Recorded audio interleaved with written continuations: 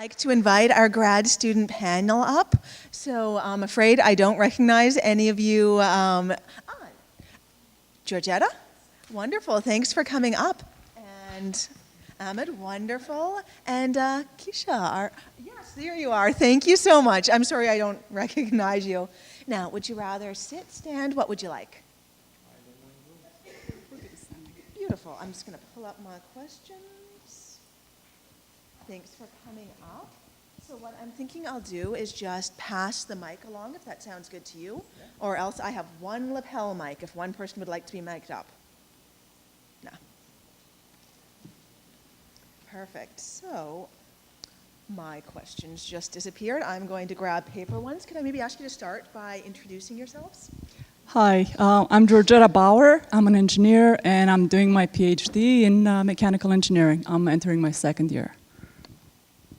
Hi everyone, my name is Ahmad Almallah. I am a Master's of Applied Science student here at Dal in Civil Engineering. I have completed 1 year, 8 months, and I'm still in the journey. Thank you. Hi everybody, so my name is Keisha Jefferies. I'm a registered nurse and entering the second year of the PhD nursing program. Thank you all so much for coming and speaking on this panel. So, let's start with a hardball question. How are you finding grad studies so far? So, grad studies, I don't know, in a very peculiar situation, I would say. So I have a 10-month-old at home. So I started the PhD program last September, and in the middle of the first semester, so October 17th, I gave birth to my first child. Oh, cool. Thank you. So the first year of the PhD program is full of coursework, so I did not take any time off. I took maybe a week off from classes and just continued on. So it's been quite the balancing / time managing act for me, but I am thriving, I'm feeling great, and I'm here in front of you guys. So I think grad school is going well. I'm on track with a lot of my deadlines and a lot of submissions with publications as well as presentations, so all of those scholarly activities. So I feel like grad school is going well, despite having, a little human being attached to me all the time. Yeah, that's That's good. Same question? If you don't mind, or I'll give you a new one if you like. Because I agree with what she said in terms of the challenges that the graduate students have, but I have definitely a different story than her. So I want to tell you something. Graduate school is cool. Did you like this? You learn so much stuff because you need to find solutions to problems that maybe people have not yet found. So it's a self-challenge. You need to move forward. You need to be self-motivated because you will find as a graduate student that so many problems attacking you from all directions and you are alone in the spot. See, I'm not trying to scare you. See, here everybody almost are there to support you. Your supervisors, your professors, there is counseling here at Dal as well if you need some help. But at the end, there is a problem and you need to find a solution. So keep that in mind. I found that graduate studies is very interesting. You learn so much stuff and it's a journey. Don't stress out. Manage your time. You want to graduate in 2 years, manage it. You want to graduate in 5 years as a PhD student, you manage it. 7 years, you manage it. But you need to know your direction from A to B and manage accordingly. Thank you.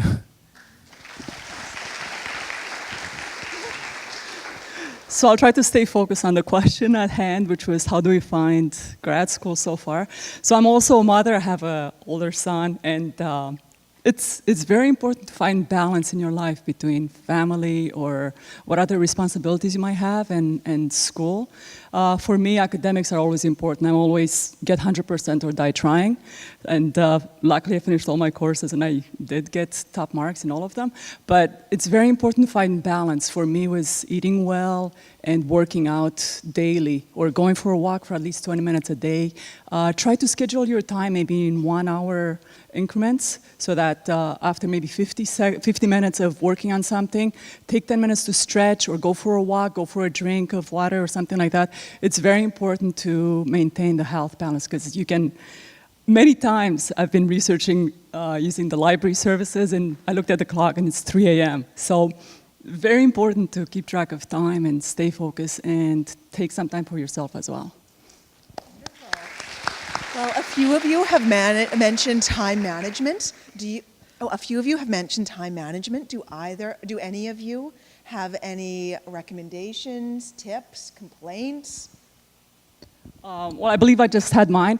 By the way, if you park on campus, like try to walk everywhere because parking on campus is really hard. So many times if you don't schedule at least half an hour to find the parking lot or come really, really early in the day, you might be out of luck and you might miss part of your class. So if you can, walk everywhere. And if you're new to Nova Scotia, welcome to 4 seasons in an hour. There's a saying, there's no such thing as bad weather, only bad clothing. So try to pack in there a raincoat and layers because you never know if the air conditioning is going to be really strong in the lecture room. If you go outside, it's going to feel like 40 degrees or it's going to hail. So just be prepared for any type of walking. Thank you. So time management, as a graduate student, when I first arrived to campus, I met my supervisor. He said, "How are you? Fine." And then after the second question was directly, "How is your research?" I said, like, we have not started. So he told me, as a graduate student, you come Monday to Friday to campus, 9 to 5, and then you go home. So you have 8 hours on campus, you go home, do whatever you like, and then give 2 hours of your night for research. So I found this is a good plan for time management, 9 to 5, Monday to Friday, you go home, 2 hours for research. I found it ideal. How you could manage it, it's up to you, but good luck. So in terms of time management, one of the biggest things that's been helping me a lot, so I guess we all have our own kind of strategies, how we go about planning out our day and kind of understanding how we need to get to our deadlines and our due dates. So one of the things that I find extremely useful is Google Calendar. So I just jumped on that train, I would say, last year. So I was behind the ball. I was still doing the old school agenda, and I'm still a fan of that. But I think definitely writing down or having just an idea of, okay, this is what my week looks like, this is what my month looks like, and here are the very important deadlines, critical points that I really need to be aware of. So I wouldn't underestimate the power of using tips or tools like that. So Google Calendar, your handwritten agendas, as well as other apps that are out there for time management. So I think those would be 2 really good ones. Wonderful, thank you all. Now, grad school is known for throwing curveballs at you. Can you talk at all about something that's been unexpected, a change, or if there's been any shift in your academic focus? So the biggest change in curveball for me, so I did my master's here at Dal, and I was in a health policy practicum, so it was basically a policy analysis, so it wasn't the thesis stream. So the biggest change and the shift that I noticed that I was not prepared for in the PhD is the amount of scholarly activity. So it's the publications, it's the extra writing, and it's traveling for the conferences that I had not anticipated that is actually in addition to your coursework. So I was under the impression that, first year PhD, I'm going to focus solely on courses, nothing else, not realizing that I actually need to spend maybe 10 hours a week doing funding applications in order to get money to stay in the program, as well as trying to write and have that time to actually sit down, critically think about what it is I want to put on the paper in order to get those submissions as a first author in order to get the funding. So I guess all of those little pieces I had not anticipated as a first-year PhD student. So it's not just the coursework for you PhDs out there. Okay. So I will try to be as much as honest as I can. So when I first arrived to graduate school for my master's, I thought that my supervisors have a plan already for me, like you need to do, Ahmed, 1, 2, 3, 4, 5, 6 in order for you to graduate. That was my ideal thought. But when I came to reality, I discovered that they still know nothing except the idea, and I know nothing except the idea, and we need to work for it. How many of you are just a fresh graduate from undergrad? Okay, quite a lot. That was me in your spot 1 year, 8 months ago. So there is a new challenge here. As I said, you have an idea and you need to build something on it, which is very challenging.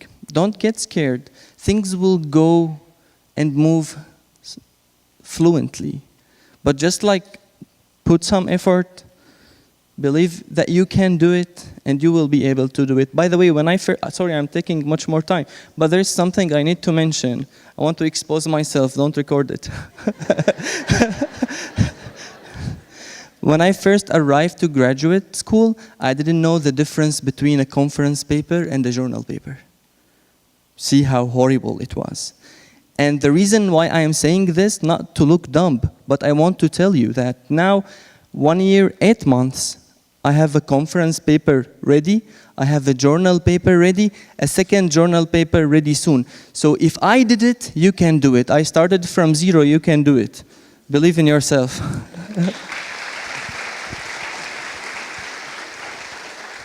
Congratulations on all your papers. I only have one conference paper that I published during this degree. Yeah, so there are a lot of expectations on us besides the thesis, taking courses, taking care of yourself, your family.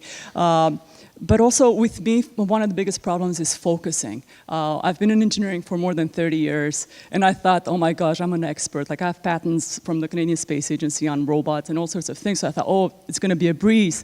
Oh my gosh. So for my PhD, which is on rehabilitation robotics that are neuromuscularly controlled, it's such a big ocean, and you'll find the same thing. Whatever your passion is that you decided to pursue further in your degree, you'll see that there's a huge ocean, and your mind is like an excited puppy with balls everywhere, and it wants to chase every one of them. So it's, for me, one of the biggest, because I'm very a curious person, so for me, one of the biggest challenges is to stay focused, like decide the topic that you're going to study that day, only look at those papers for the next little while, because you will find cross-sectional topics which will just have you melt your brains, like, oh my gosh, I didn't know they could do that, I want to read this paper too. So right now I'm at the state where I have hundreds of papers in specific piles, but there's cross-papered topics as well. So it's very hard. It's it's a plethora of things that just blow your mind. So it's very good for you to have a schedule and to try to stay focused on each topic at hand. Learn what you need to learn from that topic. Make your notes. Put them in the thesis. Really good idea to write into your thesis every day if you can, even if it's for 10 minutes. Just write some ideas under a certain topic, and you'll see over the weeks, over the months, over the year, it will build up, and you'll have something there in your thesis instead of just having this big monster in the background thinking, oh my gosh, I have to start my thesis. If you start writing it, even leave a draft, but make sure that you have your main ideas in there, and always, always, always write the paper that you got that idea from or that you found that topic, because you look at it a year from now and say, oh my gosh, that's amazing, where did I see that? And you'll be very, very hard to track back unless you want to go through the hundreds of papers that you have there. So stay focused on the topic, and I know you'll have a lot of fun, because it's just blowing my mind, even though I know so much about engineering. It's just so amazing what people around the world have come up with, and here we are at a point where we can take this knowledge and make it a little bit better for humanity. Thank you. Thank you so much. I'm hoping you can speak a bit to the communities, resources, and supports that you've used, and sort of what's been helpful to you, or possibly what hasn't been that helpful.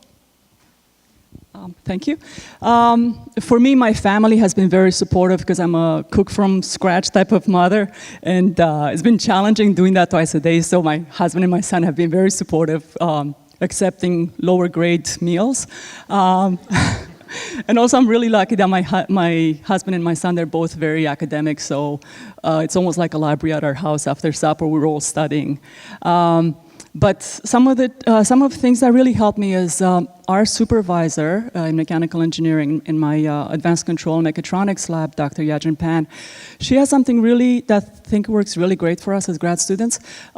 Weekly or bi-weekly, the whole group meets, and one of us has to present on a topic that's related to our group, some type of advanced controls that could be related to that person's thesis or a general topic in our field. It's really helpful, considering especially that a lot of the grad students are international students. students and English is not their first language. So it's very overwhelming when you go to presentations at conferences or when you defend your thesis. You know, you could get tongue-tied or you just don't have the practice. So it's amazing because over the last year or so, I've done more than 10 presentations with our research group. And even myself, I've taught at Dal for years. I've been a lecturer here in engineering. But just being in different scenarios or different stages of your life, you might encounter barriers to public speaking. So it's really great to have the chance to practice. So any chance you get to practice presenting, do it, like I'm doing now. But for example, the 3-minute thesis is a really neat experience that we have that Dalhousie University takes part in it. So basically, you have to present your thesis in 3 minutes. If you go 1 second over, you're out. But it's amazing. I thought, you know, I don't need to do more public speaking. I'm okay with it. But it's so crucial, any stage that you are, even if you are 1 or 2 terms into it, to be able to melt down your thesis, to say it in 3 seconds in plain language that anybody can understand. It's such a phenomenal evolution in your research, because then anybody will ask you what you're doing. You have this memorized, ready sentences to say what you're doing, and anybody can understand it. But it's such a wonderful experience. Once you do it, even though you might not win, you'll feel so good about it. So I highly recommend doing the 3-minute thesis, and try to see if your study group or your group are interested in having like a weekly or bi-weekly meeting. The other thing is our supervisor also has weekly meetings with us to make sure that we stay on track, and she gives us feedback along the way. So having a helpful supervisor is great, and don't be afraid to ask your professors. Even, you know, whatever you're doing, if you find something interesting that one of your professors is doing, jump on it. Talk to them, send them polite emails and ask them, I really like this topic, could you tell me more? Could I meet with you? Can I buy you a coffee or anything? Can we meet in the library? And it's, don't be afraid to explore this unbelievable, you know, sort of bubble of intelligence that we have at Dow, because I have found that professors from very different departments are very open to talk about topics. So that's why you're here. You're here to evolve your mind, and it's a great opportunity. Thank you. So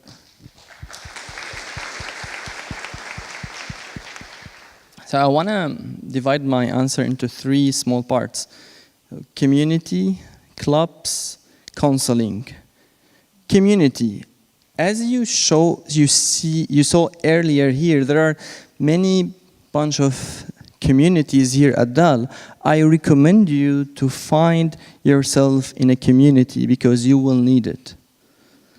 At school, I told you, you are going to face problems alone and you will try to solve it alone. But outside school, you cannot be alone. You need someone. You need a community. Try to find a matched community that you feel yourself comfortable with and try being with them. You need support. You need encouragement. You need motivation. You need somebody around. Keep this in mind in case if your family is not here. Second thing is club. Also, in order for you to enhance certain skills and to learn new things, you need clubs. There are so many clubs here at Dal that you can easily participate in. Just visit the DSU building, Dalhousie Student Union building, and ask about clubs. And I think soon there will be like a club fair, something like this. Yes, there is going to be one, but I don't have the date. It's normally like the first week of September. August 20, September 20. Yeah, September 20. Thank you. So also find a club. Here, like in this building, we have a public speaking club I'm participating in. So always find something that you are interested in and go for it as a club. The third and last thing I want to talk about is counseling. Sometimes things go so wrong with you in your life, and your mind, see, I'm not depressing you, but this is the reality, right? That's what happened to me. I'm just sharing what happened to me. One day I was really so much disappointed, so many things, and I couldn't bear it. I just took off my phone, and there is a counseling service here at Dal that you just call a number and you tell them, I'm not feeling well. So after 2 business days, they arrange a call for you, and somebody call you and talk to you, or arrange an appointment for you. So make sure to use this. It's for you. And I think it's for free. So use it. Community, clubs, and counseling. This is my advice. Thank you.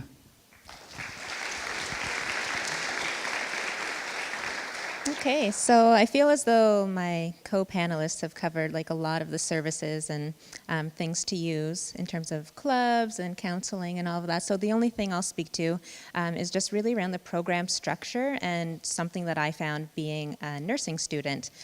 So you had mentioned about going to the lab and spending, I believe it was 5 hours each day in the lab. So not all programs are structured like that, and you are given sometimes a bit more flexibility. So I'm not required to be on campus when I don't have classes.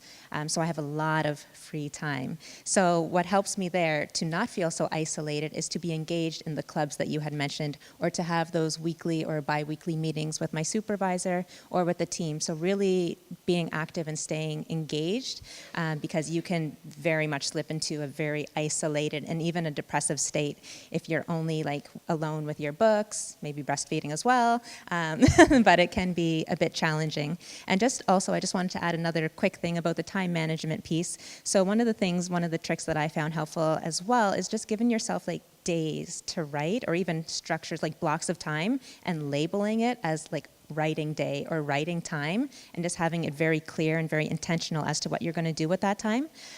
Because many times we'll think, oh, I'll just write for like 20 minutes later tonight, and then you may actually not end up doing that.